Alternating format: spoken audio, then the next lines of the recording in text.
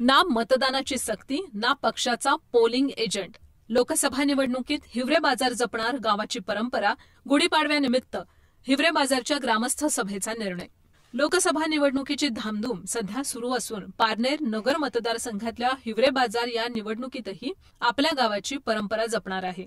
या गावात कोणालाही मतदानाची सक्ती केली जात नसून कोणत्याही पक्षाचा पोलिंग एजंट न देता गावकरीच उमेदवाराच्या सल्ल्यानं पोलिंग एजंटची नियुक्ती करत असतात.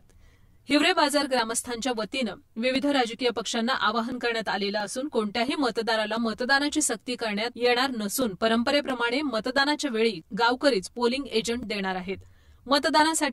मतदारांसाठी ग्रामस्थांच्या वतीनं गुढीपाडव्याच्या निमित्तानं आयोजित ग्रामस्थ सभेत चर्चा झाली असून वाहनांची व्यवस्था करण्यात येणार असून आदर्श आचारसंहितेचं पालन काटेकोरपणे करण्यात येणार आहे. हिवरे बाजारच्या 500 ते 1000 मतांचा कोणत्याही पक्षाच्या उमेदवारास फारसा फरक पडत नाही.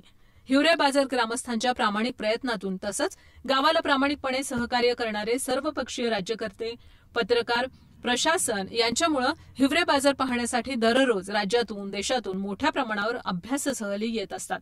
त्यामुळे हिवरे बाजार हे ग्रामविकासाचं प्रेरणास्थान झालेलं आहे. सन 1990 सालापासून प्रत्येक पंचवार्षिक निवडणुकांना सर्व ग्रामस्थ एकत्र बसून कुठलीही सक्ती न करता कोणाच्याही आमिषाला बळी न पडता 90% जास्त मतदान घडवून आणत आहे. पूर्वी सर्व मतदानाची एकत्रित मोजणी होत होती, त्यामुळे कोणताही उमेदवार नाराज होत नव्हता. जेव्हापासून बूथ निहाय मतदान मोजलं जाऊ लागलं तेव्हापासून प्रत्येक उमेदवारास कोणत्या गावात किती मतदान झालं हे समजू लागलं. तरीही कोणत्याही उमेदवारानं लोकप्रतिनिधींनी नाराजी व्यक्त केलेली नाही. प्रत्यक्ष उमेदवार जर हिवरे बाजार भेटीला आले तर ग्रामस्थ त्यांना श्रीफळ देऊन स्वागत करतात. पोपटराव पवार यांच्याशी चर्चा केल्यानंतर त्यांनी सांगितलं, घरात सुद्धा कोणाला मतदान करायचं हे कोणीही सांगत नाही आणि गावात तर नाहीच नाही. उद्देश एकच, उभे राहिलेले इतरांना प्रेरणा देणारे हिवरे बाजार गाव कायमस्वरूपी राहिलं पाहिजे.